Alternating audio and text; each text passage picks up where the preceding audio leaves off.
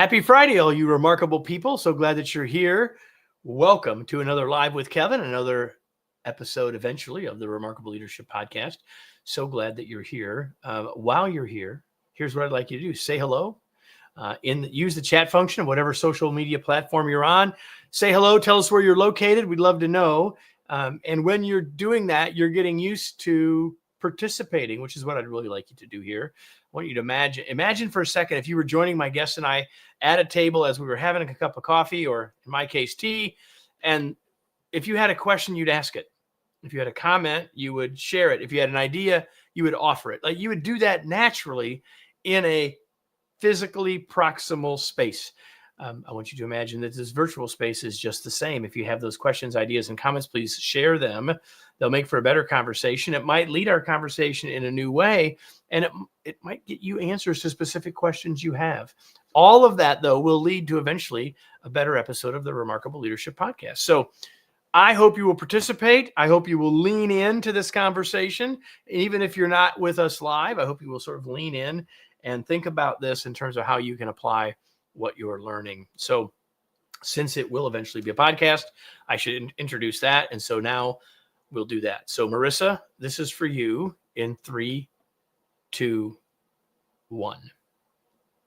If you've been here for long or been with this podcast for any length of time, you know how important I think mindsets are to our success. And that's where we're headed today. 4 mindsets, perhaps 4 leader shifts that will help you change your viewpoint and your success as a leader forever. Welcome to another episode of the Remarkable Leadership Podcast, where we are helping leaders grow personally and professionally to lead more effectively and make a bigger difference for their teams, organizations, and the world. If you are listening to this podcast, you could join us in the future for episodes on your favorite social media channel. Well, unless your favorite channel is like TikTok, where you can't join us. But you can find out about when those live episodes are happening, how you can get involved, and get some other inside info about the show by going to either our LinkedIn or podcast groups and join those. You can do that by going to remarkablepodcast.com/Facebook or remarkablepodcast.com/LinkedIn. Simple as that. Today's episode is brought to you by my latest book, Flexible Leadership, Navigate Uncertainty and Lead with Confidence.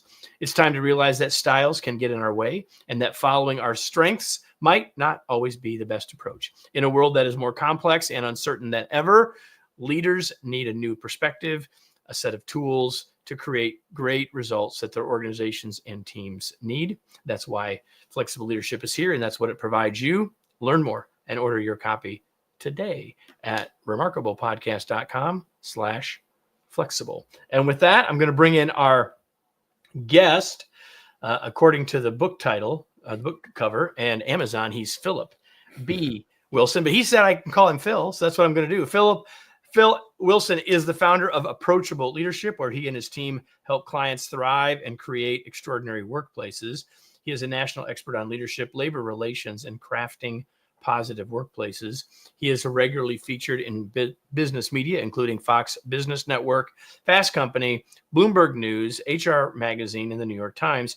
He regularly delivers keynotes, workshops, and webinars, and has been called to testify before Congress as a labor relations expert. He graduated magna cum laude from Augustana College in Rock Island, Illinois, and went to get his law degree at the University of Michigan. He is also the author of his latest book, The Leadership Playbook: 4 Simple Changes to Score Big and Unleash Your Team's Potential.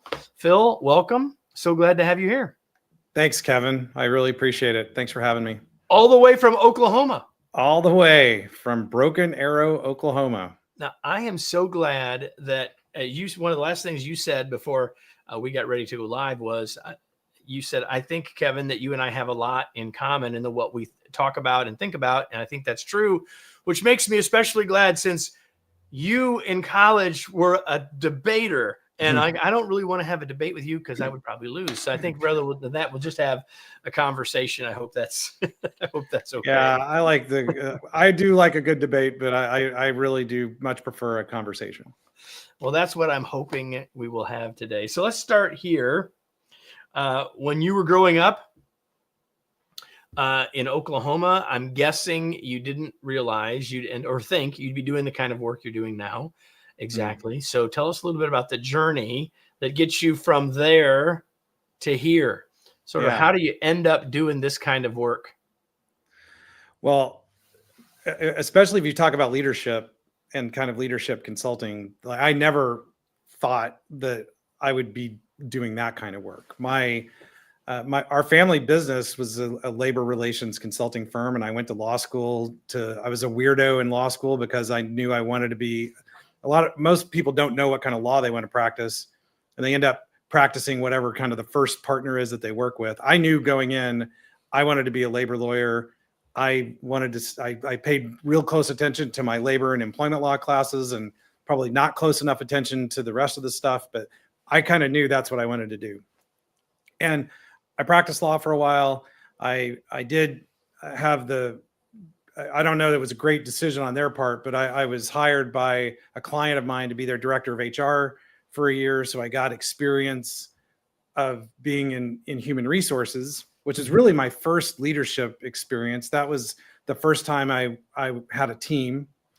I then moved back to the family business, which was this consulting business around labor relations.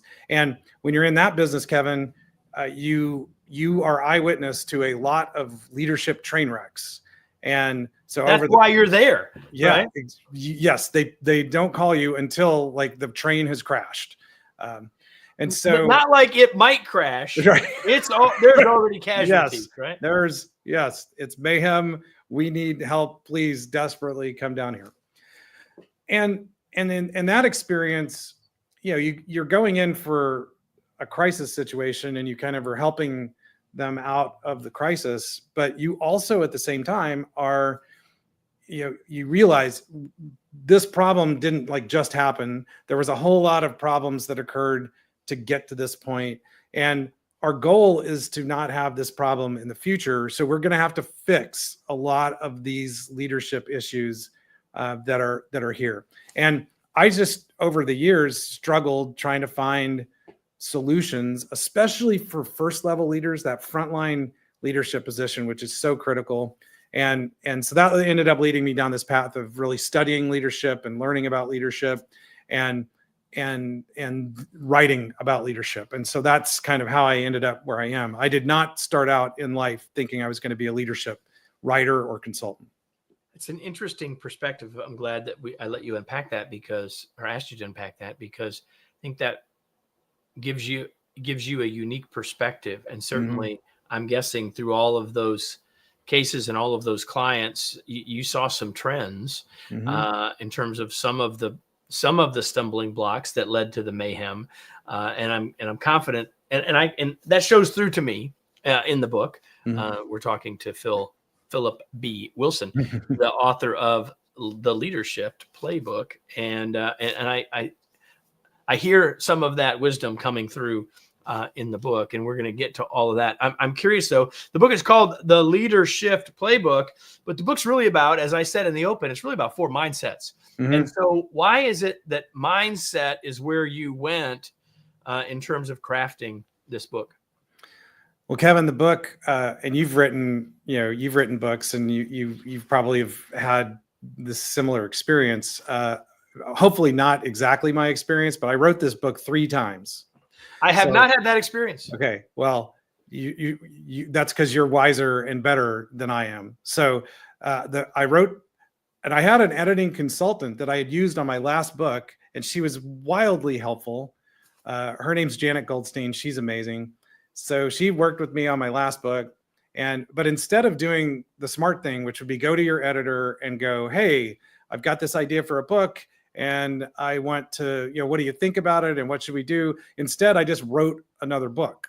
And that book was about a core theme that I'm sure we'll talk about, which is the hero assumption. So I wrote that book, and I sent that book to Janet, and Janet said, yeah, like I like what you're doing here, but you really need to start, there's a framework that you need to kind of pull out of this. So then we did a whole second rewrite of the book, which is where we first started talking about these different shifts and like how they related. And then I sent that version to her, and she said, I don't really see where you are in this book. Like, where have you applied these same shifts and in your own life?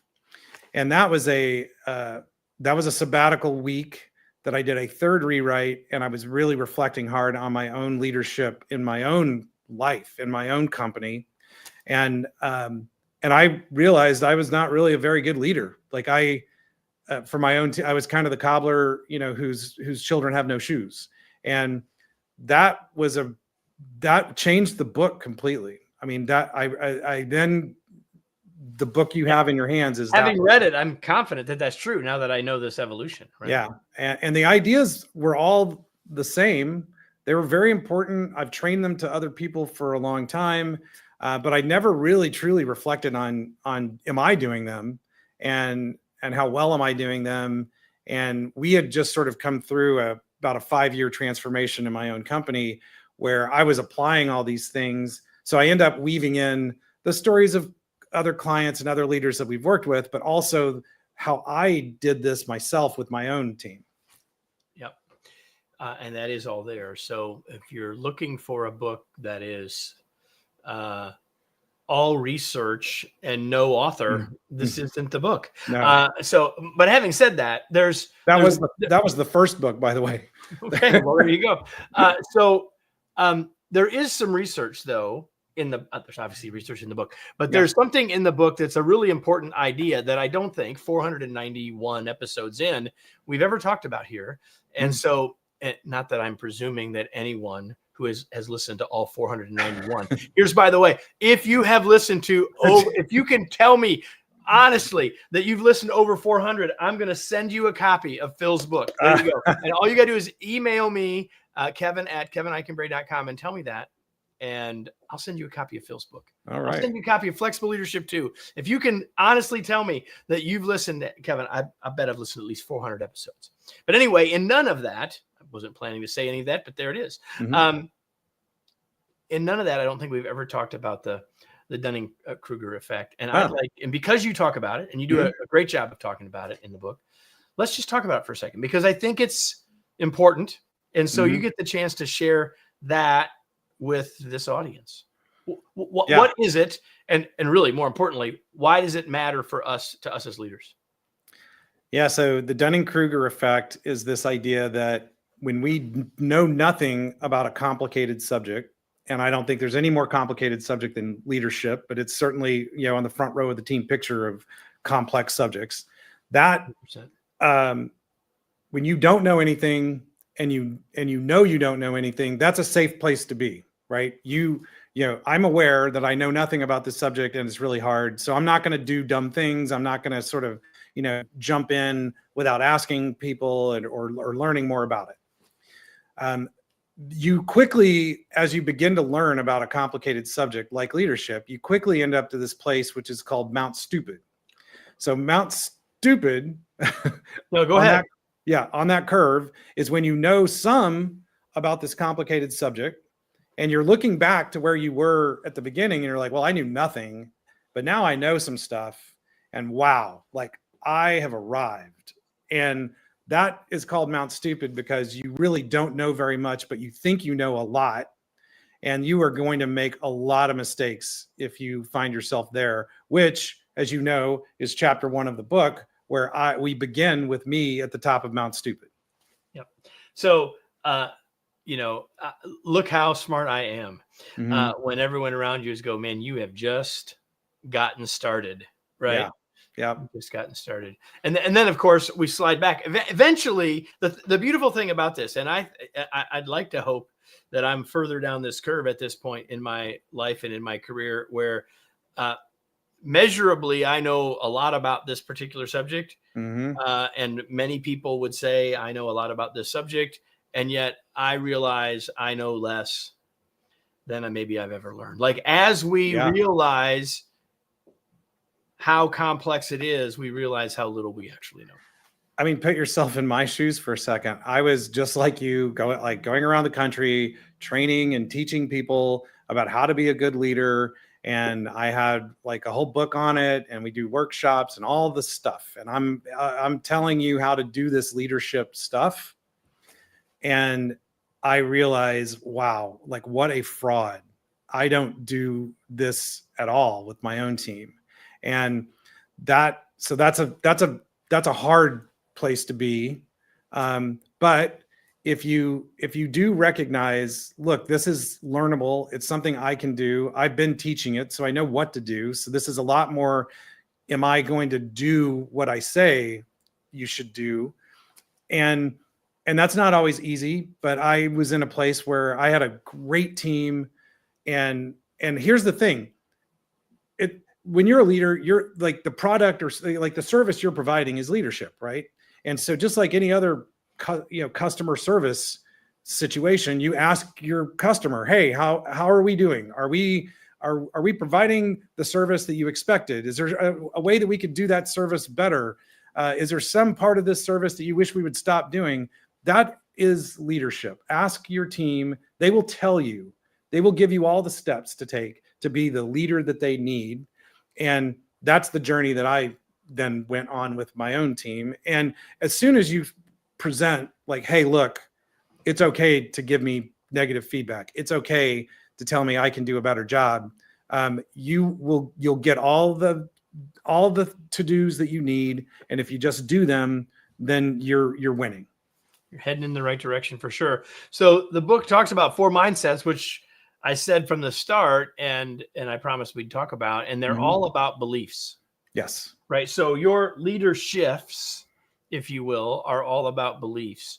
And we're going to dive into them, but believe in ourselves, believe in others, believe in our your impact is the first one. One. I missed the first one. Believe in your impact, believe in your impact, believe in yourself, believe in others, believe in your relationships. We're going to talk about each of them. I want to actually start with believe in yourself, because as it relates to what you were just saying, it's the second one of the 4, but I'm going to start there because when you realized, when you came to this moment of the emperor has no shoes, I'm guessing that your belief in yourself took a hit. Oh yeah. So, and I've written a lot over the years, and there's a good bit in my new book about confidence, which is obviously in part related to belief in self. So let's start with that one. We'll come back to impact in a second. Sure. Talk to someone who maybe is having some challenges with believing in themselves, especially as a leader. What are you whispering into their ear right now? So a couple of the big idea of that chapter is around the like bias. So like we have these certain just, there's shortcuts that we take in life that we will repeat negative behavior and we will repeat mistakes because that's just like the pattern that we have. And 2 of the ones that I talk about, so one of them is actor observer. So actor observer is just, if something happens to me, it's the external world that has created this situation, and I did the best that I could to kind of deal with it. But if I observe that same situation with someone else, like they're flawed in some way, right? So you have to understand, and by the way, sometimes sort of we're like observing ourselves in a little twist of that. Like so you have to get into the mode of catching yourself going, look, the reason that I'm facing this problem is not that like I'm a failure, or the reason that this individual has this problem is not because they're a failure. There are obstacles that get in your way. And this leads to, the next chapter is on the hero's journey. But when Frodo has a problem on his quest, Gandalf doesn't just like pop in and go, what an idiot, right? He helps him remove the obstacle. And that's the trick you have to make in your brain, is that when you see someone that's struggling or whatever, what can I do? I know that I can help them remove that obstacle. So that's a belief in yourself. And then the second component of that is called confirmation bias. So confirmation bias is once I get an idea in my head about like this individual or about myself, I start There it is again. Yes. There it is again. Right. I start looking for evidence. I only see evidence. This is the thing that's crazy about this sort of mind bug is I ignore any evidence to the contrary, and I only accept evidence that proves what I'm thinking. And so this is where your self-confidence is really important. If you start to believe in yourself, then you will begin to see evidence that's a good assumption to make about yourself. And if you don't, that's the only evidence you're going to see. Yeah. What do you say to someone? Because I'm sure in a workshop, someone has said this to you. Well, what about, can we believe in ourselves too much? Like the whole conundrum of confidence, but not being overconfident. What would you say to someone about that, Phil? Yeah, you have to have some humility, right? You have to, you don't want to like beat yourself up all the time, but like you must live in that world, going back to Dunning-Kruger, where you do not have all the answers and you are constantly learning. And this is, and look, it's a moving target too, right? Like when you're leading a team, this is the point of your book. You can't just be like one person to everybody. You have to be flexible. You have to, you got to be the leader that this person needs at this point in their life, right? And that changes over time. So that's the other component to it is you have to be humble enough to go, yeah, the formula that I did that worked over here isn't the answer. I'm going to have to ask for help. I'm going to have to ask my team to help me be the leader that they need me to be.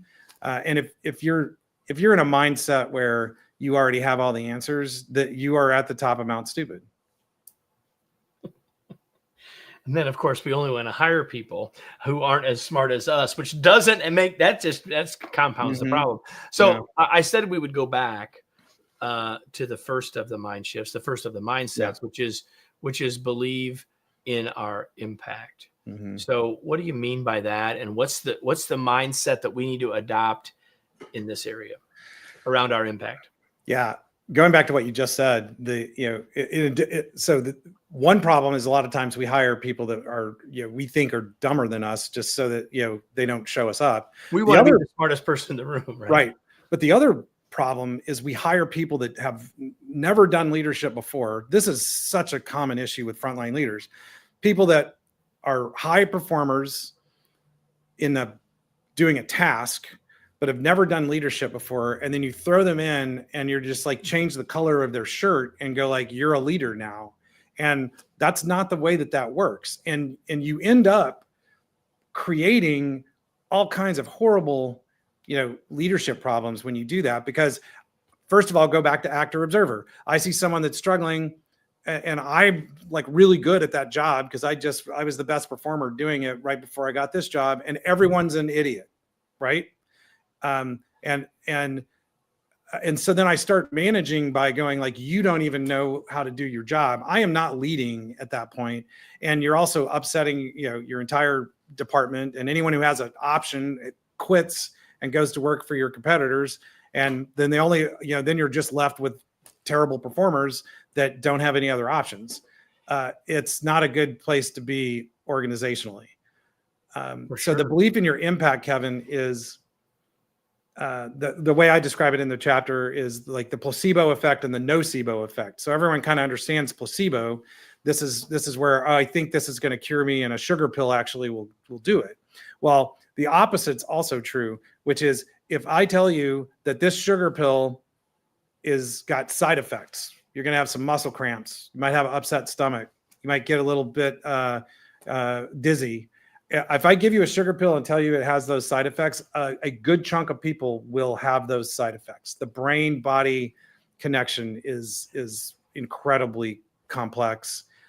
And that is the way leadership works too. Like if you are a nocebo effect leader, going back to confirmation bias, every time I see something, it's just like, oh boy, there they go again. You are having a negative impact on every interaction around you. And that can be words you say, it will be your body language and the way you behave around people. It'll be what you will allow them to do without, jumping in and letting them sort of do what you need them to do. There's a lot of negative things that happen there. And so the lesson I have in that chapter is just basically, look, you are having an impact.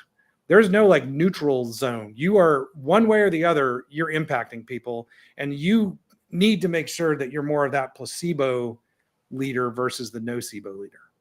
Yeah. That the impact that the waves that you're making, that the ripples that you're leaving are helping and not hurting. Right. Yeah. Right. So the third of the four is belief in others.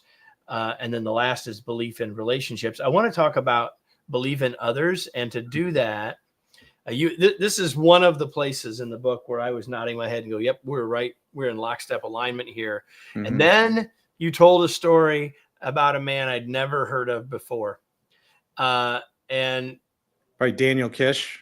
There it is. It's on the screen. Yeah. So talk about, so real quick about why the mindset of believing in others matters so much. And then illustrate that by telling us a little bit about Daniel. Yeah. So the mindset shift here is the hero assumption. You have to believe. Nobody wakes up in the morning, brushing their teeth, looking in the mirror, going like, I cannot wait to get to work because I want to screw everything up. And I feel like today's the day that I can mess up 100%. So nobody's like that. We wake up, we're not the villain of the story. We're the hero of the story. And if you have that assumption about your team, you will behave differently around them. You're going to just what we were just talking about. You will say different words to them. You will believe in them. You'll believe in them even when they are struggling and maybe don't believe in themselves. And that is the hero assumption. And then the story I tell about Daniel Kish. So this is, we call this Becoming Batman. This is the subhead of this chapter. So Daniel Kish is an incredible human. He was born without sight. His eyes were completely removed before he was 1. And so he's non-sighted his entire life. But his parents refused to treat him like a blind child. And so they let him play on playgrounds with his brothers and his friends. They didn't like coddle him and put him in, a bubble to prevent him from experiencing the same things that normal sighted kids experience every day. And I am sure a lot of parents were aghast at the things that they let this child do. But what happened is miraculous. So Daniel Kish really Kish is like, I was blown. First of all, do you know him? I don't know him. No. Okay. Now I'm disappointed because this was a firsthand story. What you're about to hear, buddy, is amazing. So you've got the story of Daniel, the background, and now tell us about what Daniel can do and what he does in the world. It's truly miraculous. So because his parents allowed him just to sort of like run around like a normal child, he had to figure out how he could navigate in that world. Right. And I am sure he like ran into playground equipment and ran into trees but so do sighted kids, and he eventually figured out that by clicking his tongue, he could hear the sound bouncing off of things around him. And that became that's not something that's unusual to non-sighted people, but he was able to refine that like to the point where it was activating the same receptors in the brain that activate when you see something. And so he was able to basically create sonar that allowed him to navigate in the world. And he developed that so well, he can ride a bike. You can put him on a hike on a trail in the woods and he won't like fall off of a cliff, and he can like do that on his own. You can sit him on a park bench and he can draw a picture of everything that's going on around that park, even if he's never been in it before, without like going and feeling things. Like he can just through the sound reflections tell like, oh, there's a playground equipment over there and there's a tree over there. And so that I tell that story, and that story by itself is miraculous. But the point that I'm making is that it's not just Daniel that's miraculous. When you think about the hero assumption, his parents were the ones that believed in him, that believed he could, and I'm sure they never dreamed he would like develop sonar, but they were going They to treat. believed that he could do things that Yes, that they might not understand to start with. right. And they believed they weren't going to treat him different, and they didn't.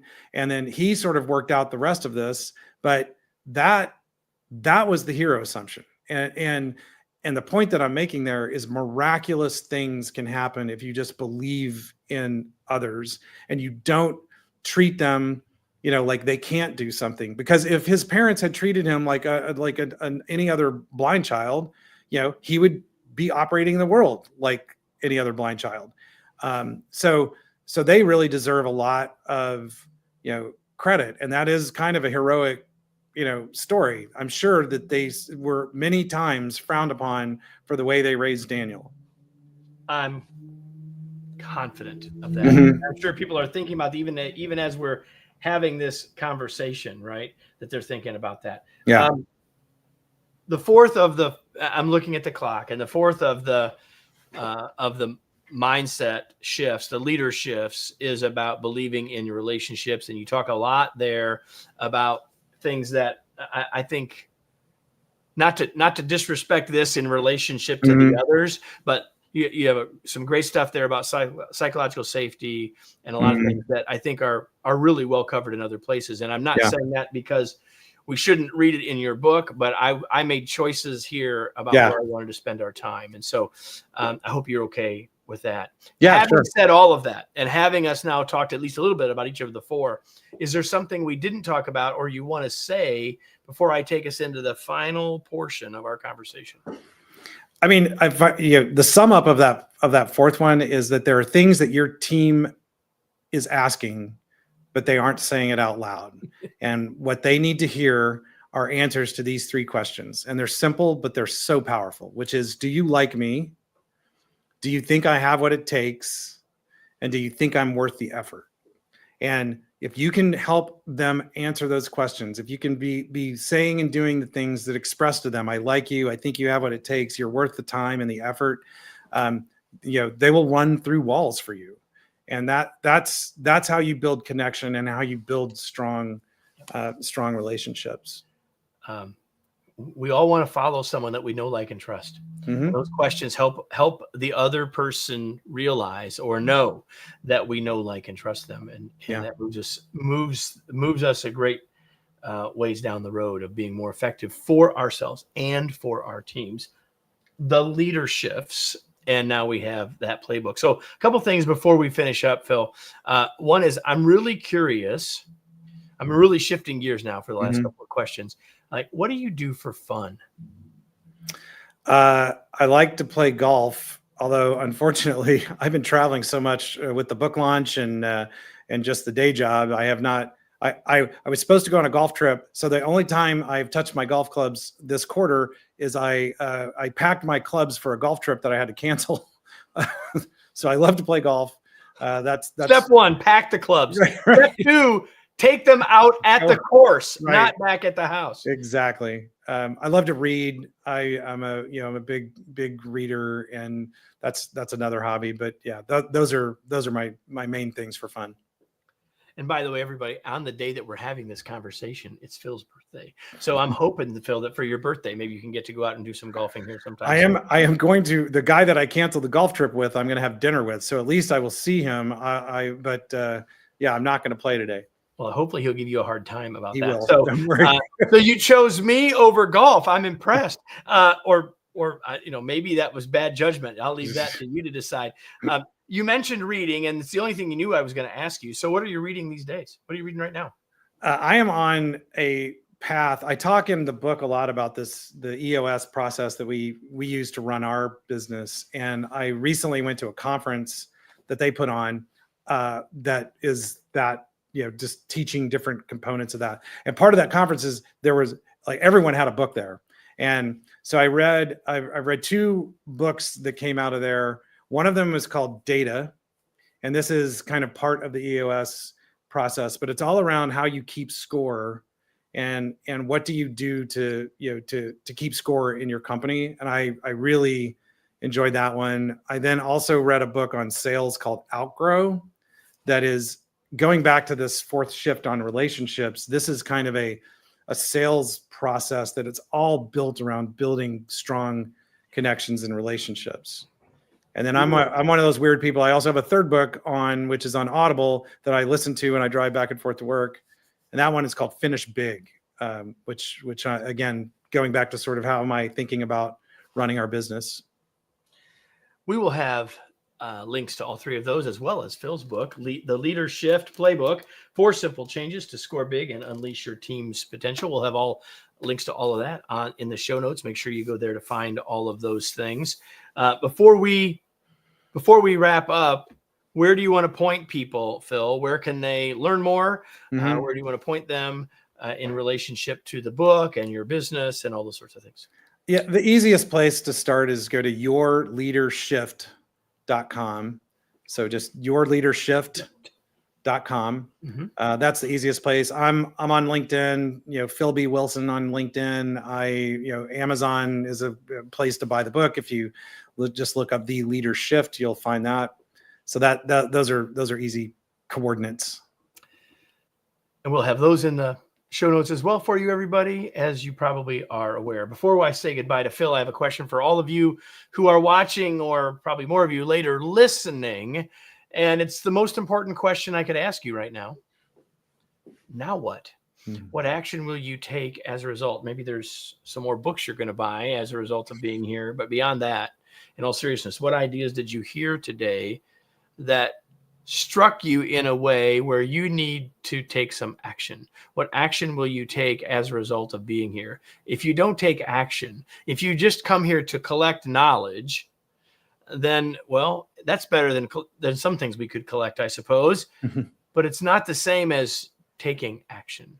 Yeah. So I always want to help people close the knowing-doing gap. And the only way you're going to close the knowing-doing gap from this conversation is to answer that question. Now what? What will I do with what I got? And if you do that, your chances of success, your chances of making a shift as a leader go way up.